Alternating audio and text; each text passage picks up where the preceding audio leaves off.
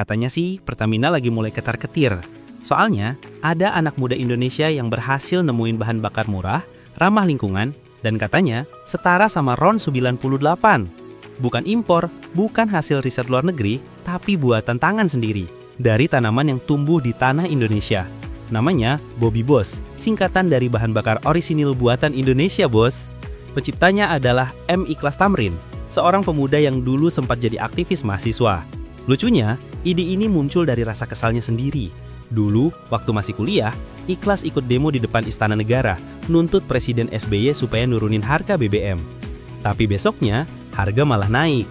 Dari situlah dia mikir, daripada nunggu harga BBM turun, kenapa nggak coba bikin bahan bakar sendiri aja? Dari tekad itu, perjalanan panjang pun dimulai. Selama lebih dari 10 tahun, Ikhlas dan timnya terus bereksperimen, dari satu bahan ke bahan lain, dari satu ide ke ide berikutnya. Sampai akhirnya mereka berhasil menemukan formula bahan bakar nabati yang murah, aman, dan rendah emisi. Hasil uji dari Lemigas, lembaga resmi yang menilai kualitas bahan bakar di Indonesia, menunjukkan angka oktan 98. Bukan main, setara dengan bahan bakar kelas atas di SPBU. Yang bikin makin keren, bahan bakar ini nggak pakai bahan baku impor. Semuanya dari tanaman yang bisa tumbuh di mana aja di Indonesia. Artinya, Bobby Boss bisa diproduksi dimanapun, di desa, di kota, bahkan di lahan pertanian biasa. Nggak perlu kilang raksasa, nggak butuh investasi triliunan. Cukup ditanam, diolah, dan jadi bahan bakar. Murah, efisien, dan ramah lingkungan.